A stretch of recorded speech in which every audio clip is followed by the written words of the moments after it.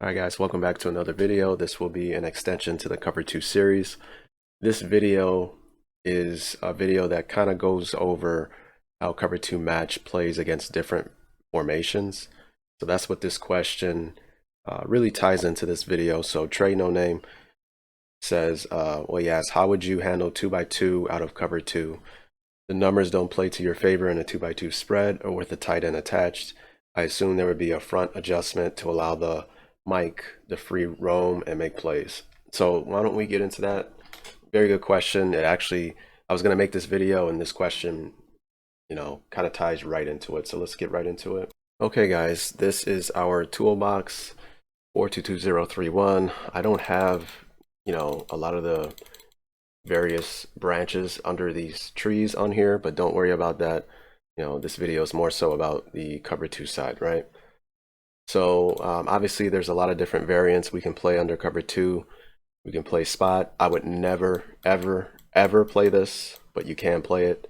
We can play Cover 2. Now the rest of this is with match on. So Cover 2 sync, Cover 2 seam, Cover 2 match. Then we have Cover 2 pressures, and we have Cover 2 invert, and then we have Cover 2 clip.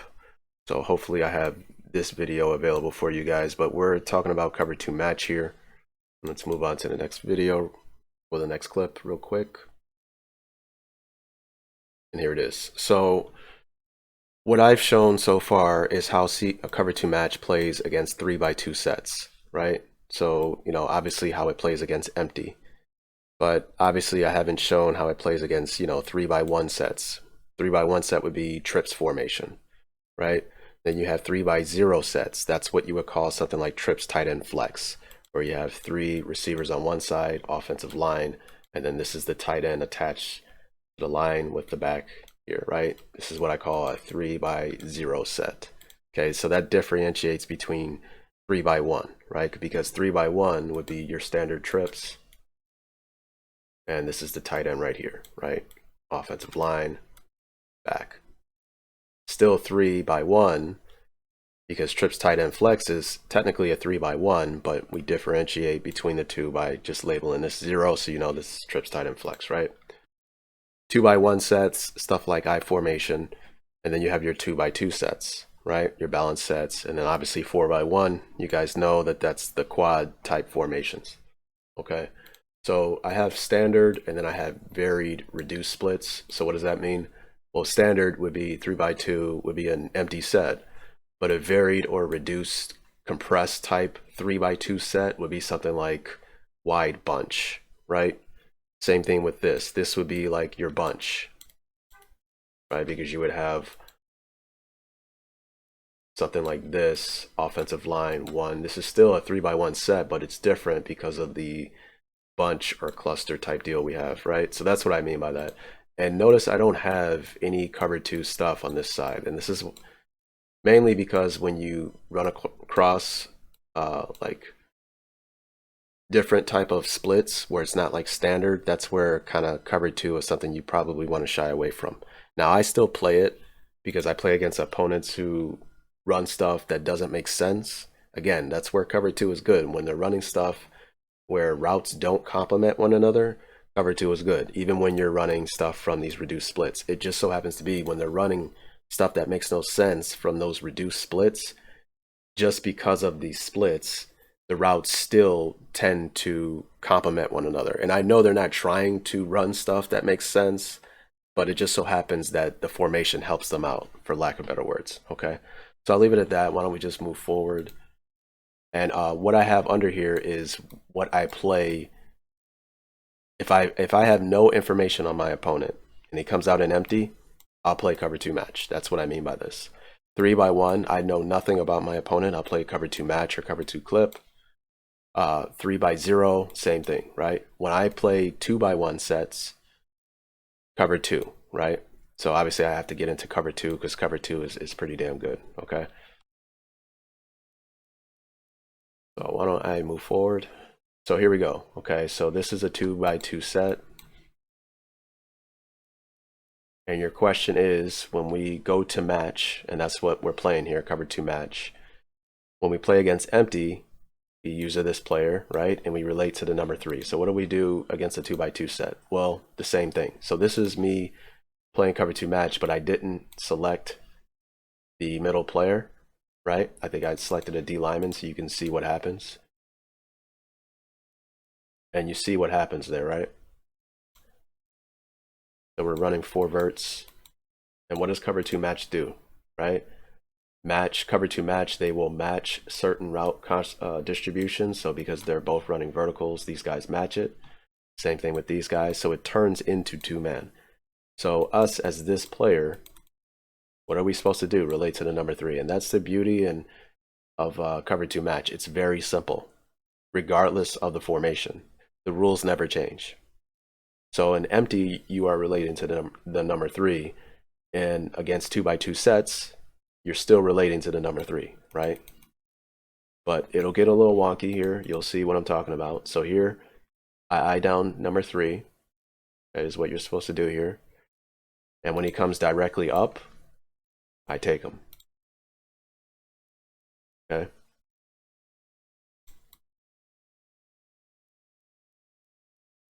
Just another replay for you. And you see everybody else matches.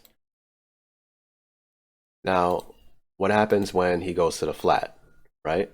So this is probably the most important part of this entire video, because this is something that will carry over in a lot of different coverages and help you to kind of see things from a different perspective in any match coverage, right?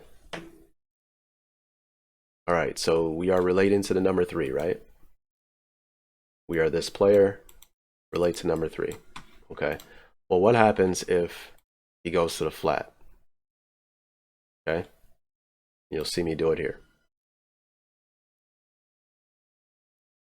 Snap the ball. And there it is. Okay. So I think the route combination is this. Flat. I think he runs a curl. Okay. So 1, 2, 3, right? Okay. Snap the ball. Okay. Number system.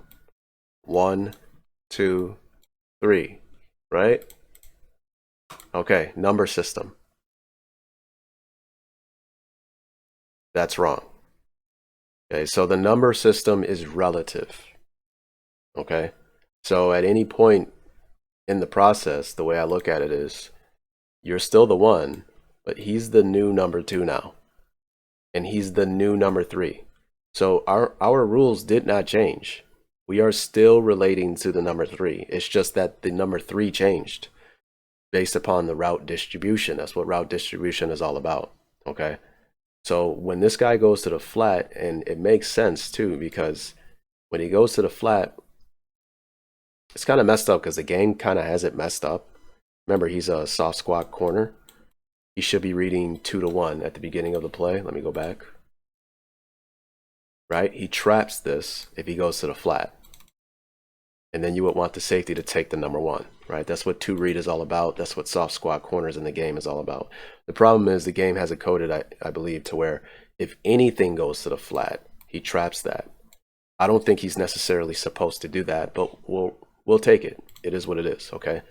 So it makes sense, though, if this guy goes to the flat, there's no need for you to overtake that player all the way to the flat because someone's going to take that, right? When he goes to the flat and overtakes this player right here, this guy becomes the new number 3. So you overtake that route, right? So if I drop this route combination one more time. Okay. At this point where they cross, you're the new number 2, he's the 3. This guy's relating to the number 2, right? So his rules should change as well. When this guy goes inside, right, at some point, well, he's not the number 2 anymore. So, you know, that's why he shouldn't run with him. Okay, so all of the rules are relative. So again, so what I do is, against 2x2 sets, if I'm playing cover 2 match, you know, I'm keying the number 3. If he goes directly up, I know, you know, that's my guy, right? If he starts going to the flat, that's why I don't go horizontal at all. At the snap of the ball, I get depth and I float towards this direction like this. It's very important that you do that. Okay, because if you go flat with them, why would you do that?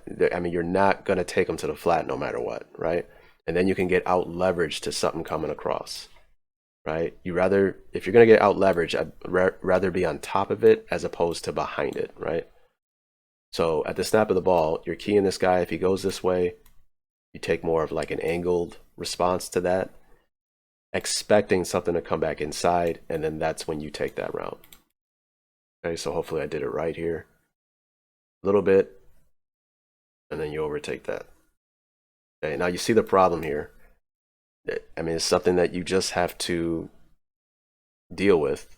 Is at this point, he should be widening at least somewhat to take away this curl, right? But that's the problem. This is routes that complement one another, right?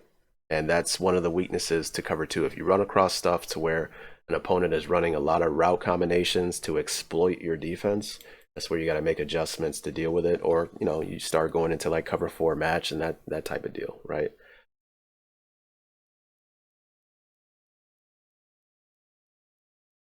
And we can look at this side over here. You'll notice that's why, you know, cover two is under the double high, middle of the field open side, where it's a split field defense. This side of the defense is completely independent of this side of the defense. So notice you're not really worried about what's going on over here, right? Because we are concerned about this side, right? Because three is to this side. They will take care of this side, right? As you see, they match two verticals up the field. Okay, so you can look at plays and the rules just don't change with cover two match, right? And you can see, so like think of this play right here. What would you do as that middle player? Now remember, in cover two match, we are obligated to play that middle player, which sucks. I hate that. Okay, but being that it is what it is, we have to know what we're supposed to do based upon the route distribution, right? So why don't we go ahead and check this out really quickly. Okay, I check in the cover two match. Oh, one more thing. I always play from an under front while playing cover two. I would say about 95% of the time. And I will get into the reason why when I get into regular cover two. In regular cover two, I use user the safety. In cover two match, we have to play this player. Okay, so I'll get into that another time. So again, we're keying the number three. The second he goes flat, right? I should already be angling, widening, and like getting depth towards this direction, expecting to attach to a new number three, right? And that's what we get. So I attach to that, and you see the problem with the defense in regards to the game, right? If you're going to code this guy to attack the flat no matter what, you know, then you would want this player to relate to the number two. I believe they call it pattern reading, right? Where the patterns in the play kind of dictate what players are supposed to do, who they attach to, etc. Right? So this is the new number two. You would like for him to kind of play more so in this window, but that's neither here nor there. Again, that's if you run across opponents who are running like real routes that, you know, complement one another. You don't have to worry about that when you're playing against most players online, right? I believe I'm running.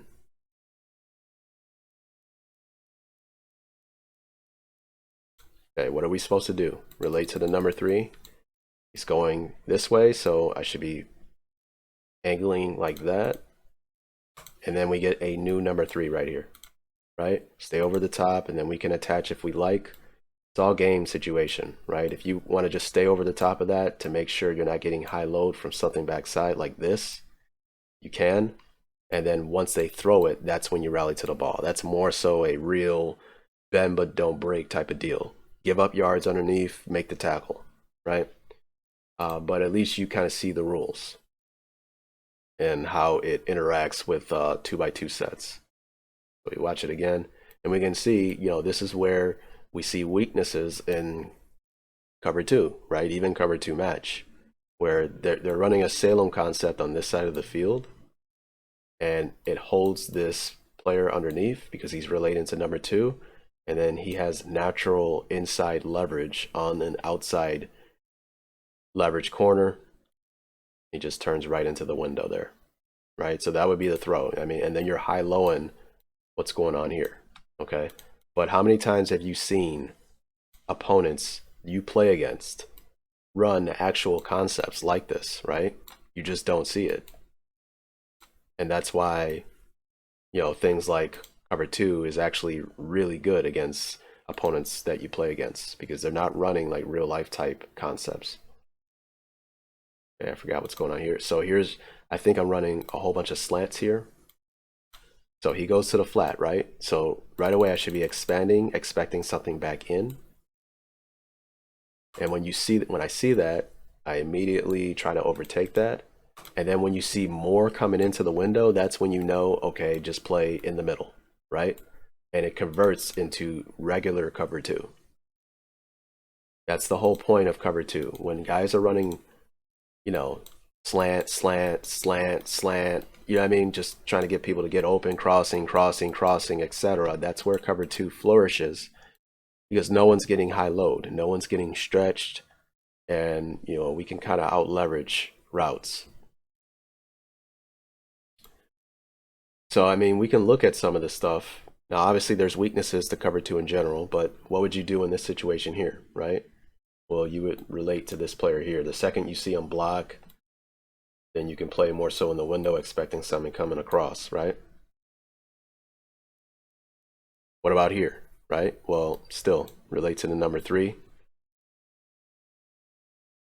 Second he blocks, you can expect something coming in. And in this situation, you would probably play a little bit more just a middle player, right?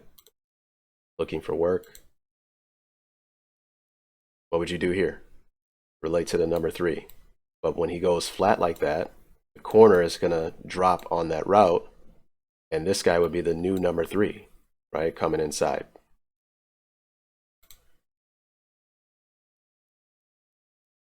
So I forgot what I did here. I think I wanted to show something. Okay, same thing. So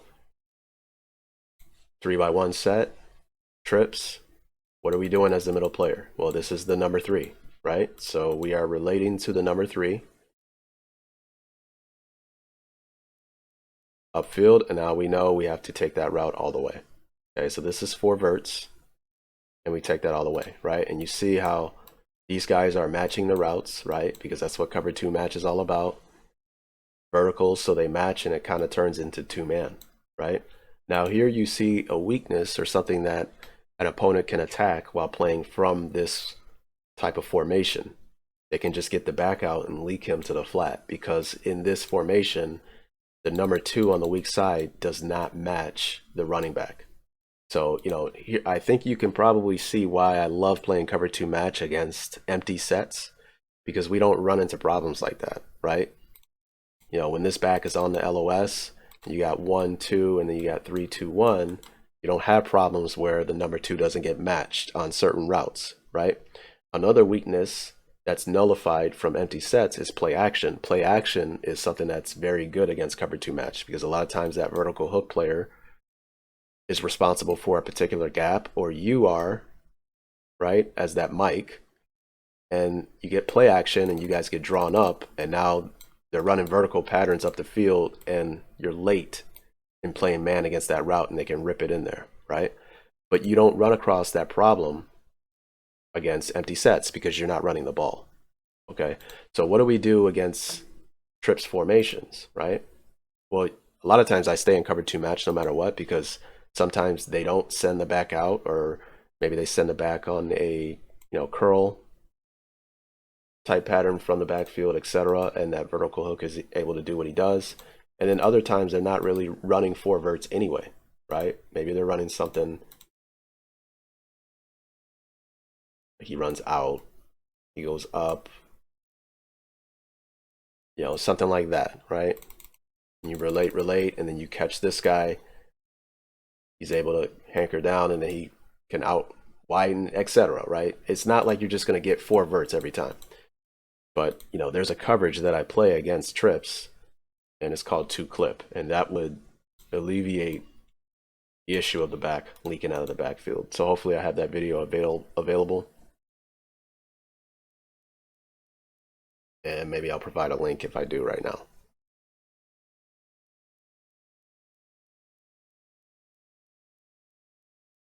So looking at this right here, right, relate to the number 3. When he goes this way, he's still the number 3, right? But the second you see him going more towards the flat, you would know you wouldn't necessarily be responsible for that, and then you can play more so in the window of the middle. So that's pretty much the gist of it. One thing I want to say is against reduced or varied splits like tight offset, tight end. See if we get another one here. Bunch.